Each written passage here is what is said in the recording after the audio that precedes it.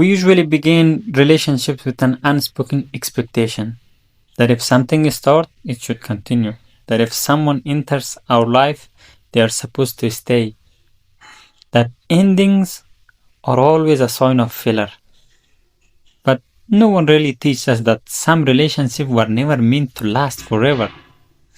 Not because they were mistakes, but because their role was limited.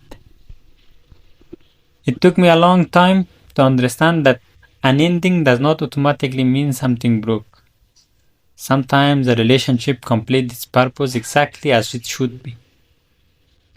It shows you something, it teaches you something, awaken a part of you that had been dormant, and then quietly it reaches its natural conclusion. The difficulty begins when we personalize the ending.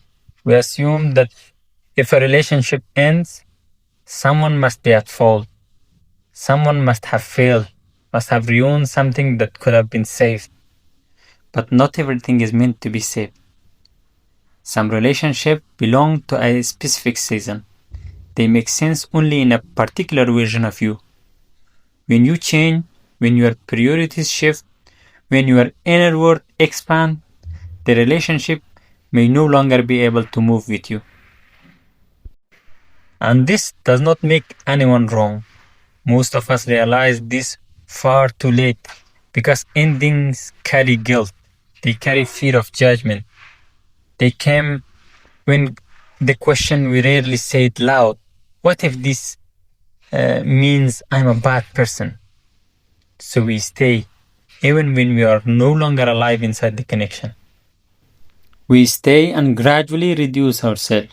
We speak less, explain less, we hide parts of who we are, not out of love, but out of habit.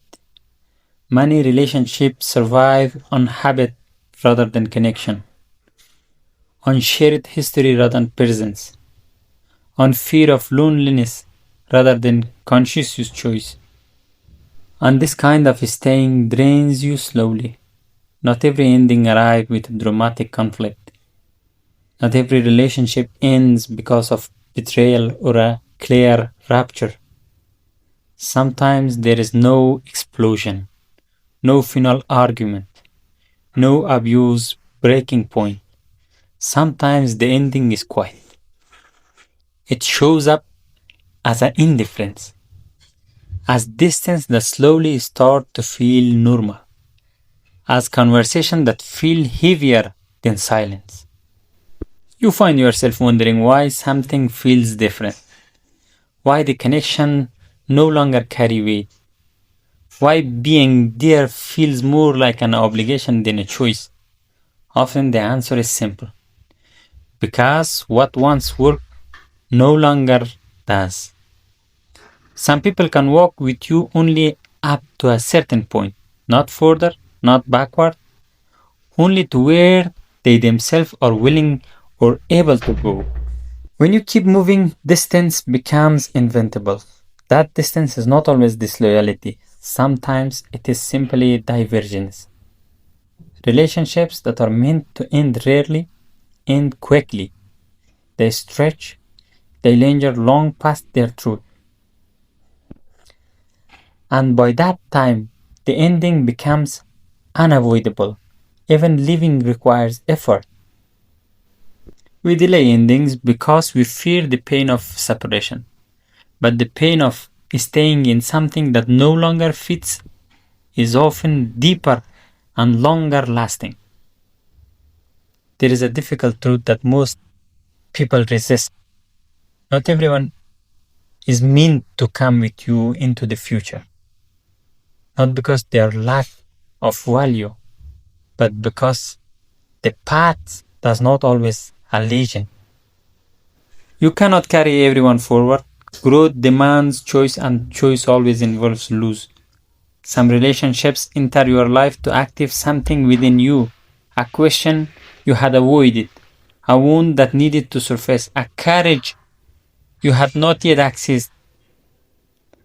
Once that purpose is fulfilled, the relationship may begin to weight you down rather than support you. Ending such a connection is not coldness, it is not cruelty, it is not abandonment. Sometimes it is the most honest form of respect. Respect for yourself, respect for a relationship that no longer reflects reality, respect for something that would become distorted if forced to continue. We often fear ending because we imagine emptiness afterward. But many times that flows is not emptiness, but space. Space to breathe, space to reconnect with yourself, space for something that has not yet arrived. And that space matters. Relationships that need to end if they continue turn into weight. Not a sudden heaviness, but a constant invisible pressure. You may not be able to explain why you feel tired, why your motivation fades, but your body knows, your mind knows, your life responds. Endings are not always failures. Sometimes they simply mark the conclusion of a role you no longer inhabit, a role that no longer fits the person you are becoming.